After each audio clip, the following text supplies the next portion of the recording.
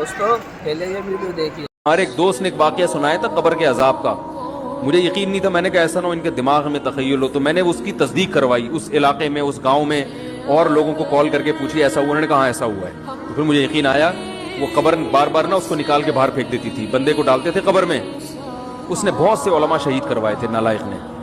اس کا جرم یہ تھا کہ وہ مخبریاں کر کر کے نا علماء کو قتل کرواتا تھا. اس کے والد میرے پاس آئے, ہم لوگ کے پاس آئے. انہوں نے کہا کہ بھائی میں جب صبح جاتا ہوں تو میرے بچے کی جو لاش ہے نا وہ قبر سے باہر پڑی ہوئی ہوتی ہے, تو میں بڑا پریشان ہوں, کیا کروں.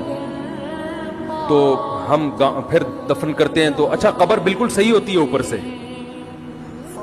اور وہ بندہ باہر ہوتا ہے, وہ دوبارہ بند ہو جاتی ہے قبر.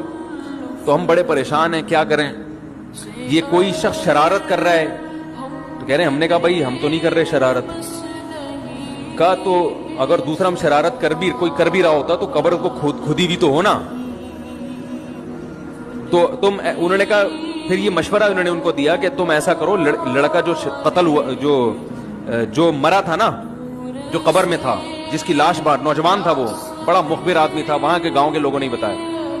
تو اس کی لاش جب باہر پڑی ہوتی تو باپ اور بھائی کو لوگوں نے مشورہ دیا اس لڑکے کے کہ تم لوگ رات کو قبرستان میں جا کے بیٹھ جاؤ,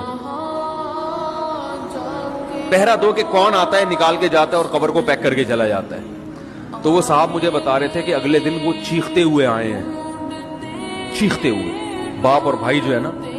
کہہ رہے ہم نے رات کو منظر دیکھا کہ پہلے ہمیں رات جب اندھیرا ہوا ہے نا تو قبر کے اندر سے چیخنے کی آواز آئی, اور ہمارے سامنے قبر کھلی ہے تو ہم نے اس لڑکے کو دیکھا کہ آگ جل رہی ہے اس کی لاش پہ, اور وہ ایسے ایسے اپنے سر کو پیٹ رہا ہے. کہہ رہے ہم تو خوف کی وجہ سے بے ہوش ہو گئے, ہمیں نہیں پتا اس کے بعد کیا ہوا.